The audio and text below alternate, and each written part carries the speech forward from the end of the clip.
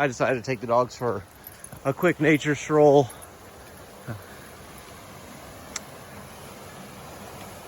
Near the house here, Waikiki Springs area, I guess is what it's called. I never knew. We just refer to it as the Switchbacks. Lexi, come. That's far enough. And we get a little bit of a... I haven't been down here in a couple of years. So cool. Let's go. Come on. No, you go that way. No, I know better. You try to get on one side of me and Lexi tries to get on the other and y'all get me all tangled up. Let's go. So if Chris, you're watching this, you better be hiking today. Just because we didn't go doesn't mean you get to slack off. Come on, let's go. We're going back that way. Woo. So I guess you could cut down there. I think they probably would prefer you don't, if I remember right. So I used to come down here quite a bit, and I didn't realize that you could keep going out there across the river. So we're gonna do that today. Just for something to do. Got a couple hours to kill before the Super Bowl, and I had a fatty breakfast of a sausage biscuit. So we're gonna walk some of that off here.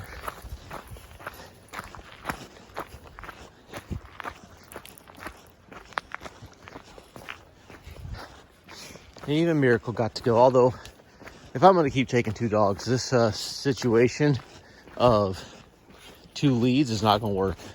So what I'm thinking of doing is take a little piece of PVC and put two pieces of leader together and then connect one line to it, because Chuckles here keeps walking around a different tree than Chuckles number 2, and so I'm always tangled up unless I'm on a big wide path like this. So, and even that, you can see we started out just a minute ago untangled, and here we are already. So we're gonna go down here and I'll catch up with you in a little bit. As you can see, a bit muddy out today. Hey, just PSA here. If you see this black and gray retractable leash on Amazon, it is a total piece of shit. Do not buy it. This blue one from Harbor Freight, super good. This gray one, God, thing's annoying. It just doesn't, Okay, so they got me all tangled up. Then we had people come by. And so in general, that gray one is a piece of crap. Come here, Max. We'll wait right here. Another gentleman coming by with a dog, and you're all tangled up too, aren't you? It's neat. So I was looking at this on the maps the other day, trying to kind of check out where all this goes, and it's kind of, you know, Sabrina and I have walked back here before. I know, take a left at this junction up here, and it kind of goes to along the other side of the river from the country club, but on this side, I don't know. So just gonna kind of stroll around and see what's up here, and see if there's anything that would be cool to check out. I am trying a new little pack thing today. It's a little weird and different, and the dogs are tangled again. Hang. I'm gonna see if I can flip this around. You can see this pack right here. It's a chest pack designed for running. For those of you that may have remembered watching a video of me last year or the year before with we'll call it a fanny pack. It's a hydration pack, but it's a fanny pack. And I tried that, and there were some things I liked about it and some things I didn't. What I liked about it was the convenience of just having everything in front of me. You know, for those of you that know, I have ulcerative colitis, which is a bowel disease. So frequent trips off the trail have occurred.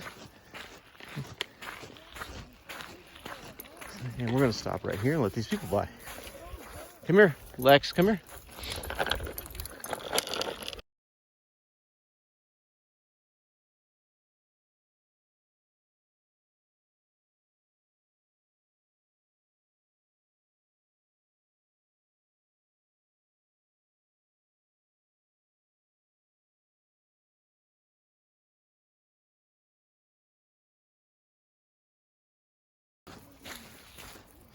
So pet peeve, I move off the trail. So I'm standing like over here and those people walk right up on me with their dogs. Like, I moved over so that your dogs have a nice, you know, cushion so they don't get too close to my dogs and you walk right into me. Anyway, back to where I was at. So the fanny pack slash hydration pack thing. So I like having everything in front of me. What I didn't like, and that includes my water, having my water up front's cool. What I did not like was it hit my legs going up hills. So if I were walking and climbing, I would hit my legs on the bottom of it. So that was a no-go. I did not like that. The other thing was it was very bulky. Okay, so I just didn't, you know, like I said, I didn't hate it. It was really good for day hikes because I turned it around. And then that way, if I needed, let's go to this way. And that way, if I needed access to it, I could just spin it. But with my backpack on, I had to wear it in the front and then my knees would hit it or my legs would hit it when I was climbing. So that was no good. So now we're gonna try something different. We're gonna go chest holster, or, well, I guess I just kind of spoiled that. It's a chest pack with, I'm serving it as a holster. So I will carry in it. Also, you know, my phones, maybe some hand sanitizer when I'm on longer trips. In this case, I've got my phone, some headphones, and then some of those dog waste bags in here today. Not a firearm, but I will use it as that. And so far, having it on my chest, I seem to prefer over having it on my waist. So anybody out there who has something like ulcerative colitis can tell you they probably would prefer things not.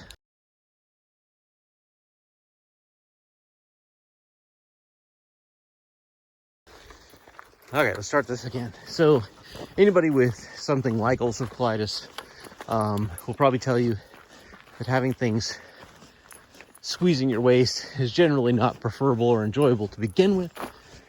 So I think going to a chest rig is going to help come on, Mary, you know, just kind of give me a little bit more access to stuff. And the way it buckles was on the side, so you can kind of take your pack off and leave this on, which is nice. So in a quick dash into the woods, it's easy for me to drop my pack on the side of the trail and then run into the woods and do my business. But I have thought about modifying this. These clips, hopefully I'm catching that right here. Got my camera on here. I'm thinking about clipping to my pack. However, should I go that route, I lose the ability to use it like I'm using it today. So some things to think about before I make that final decision. It's an old building at some point, foundation of it, and a fenced off area. And we're gonna climb up to here, so I'll check in with you guys in a little bit. We'll talk a little more about some different things. Kalispell Golf and Country Club, which I've played a couple of times. Really nice. Come on, Mary. What do you got over there? Come on. Yeah, so hard to believe that playing golf. Actually, some guys I know were already playing golf in early February. I wouldn't say it's never happened, but in the 16 years I've lived here, it's happened a couple times only, including this year, maybe 3 total. But so my plans for the summer is to do a trip every other weekend somewhere. And most of it's going to be involving day hiking. I think backpacking is still going to be part of what I do, but not the majority of what I do. And the main reason for that is my back is just, it's so screwed up. I'm getting these nerve block injections that basically deaden the nerves in my back. So it just puts a lot of strain. And even though my base weight's pretty low and all that, so what my plan kind of is more camping at trailheads, and so like drive up on a Friday night, sleep, hike on Saturday, come back to the truck, drive to another trail, sleep, and day hike that one is kind of where I'm thinking I'm headed every other week. Now,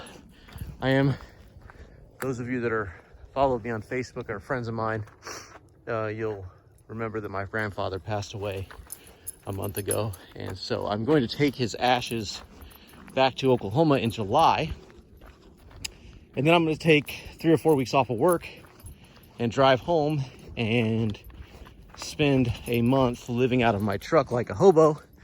And yes, I'm crazy, but it is something I've always wanted to do, is to live more of a self-reliant vagabond lifestyle. So this is kind of something I can find the middle ground of the way things are in my life and where I want to check out. So, all right, and we got a gentleman on a bike. Come on, let's get out of the way. Okay, so we let that gentleman pass. Let's go, Mary. So I want to live out of my truck for a month and travel and kind of just see. I really want to stay a lot in Utah, but the problem is it's going to be July, so it's going to be hot. And look in the distance there, you can kind of see Mount Spokane. Let's see if I can get this dog pulling on my arm. But anyway, but it's gonna be hot. You know, think about it. It's July in the desert. I've already looked. Average temperatures in July are 96 in the daytime and about 65 at night. So could I pull it off? Yeah, morning hikes, evening hikes, things like that. However, when you're living in a truck with no air conditioning, it's going to get hot. So my alternative plan is to spend a little time just kind of quick buzzing through Utah, see a few things, maybe no more than 5 or 6 days, and then transition myself into southern Idaho, more or less central Idaho, in the Sawtooth region, and spend the majority of my time in the Sawtooth area and check out some of that stuff. I was reading about, or actually the lady that helped with Grandpa's final arrangements was telling me about this dark sky reserve, and it's north of Twin Falls, Idaho. It's basically just an area that has almost no light pollution, and it gets super dark there, and you can see the Milky Way very vividly. So that one is on the list. I've already found kind of some places I want to camp, some places I want to hike, backpack to, spend the night kind of stuff. And Lexi will be coming with me. So again, something I have to think about when it comes to heat and those kind of things. I am going to run a fan, and I will show you on a separate video how I'm going to run the fan and what I'm going to do when I do kind of my truck video. I will tackle some of the items in my truck, in my camping setup on my truck, so you can see that as well. But this is pretty neat. Now, I will say they need to do a controlled burn of this. I mean, with the forest fire situation, these big piles, yikes. So, come on, Mary. They need to do a big controlled burn. This, oh my gosh. Crying out loud. My hand was cramping. The dog was just pulling on my arm. Let's go. So, kind of just doing a loop here up top, and then we're gonna head back to the house. I'm gonna save some of the rest of what's out here for another trip. Don't want to see it all at once. I want to take my time and explore it differently. I was kind of hoping that I could hike from here all the way to Painted Rock, but when I went and looked at it on the map, it's all private property. There's a cutoff where it's just private property and you can't access it without walking the road. So I guess technically you could do it, but you'd have to walk on the road. So instead I'll just check this out. God, how cool would it be to live down here? I mean, I don't know what these houses go for right now. I mean, it's got to be over $1 million, and maybe even more.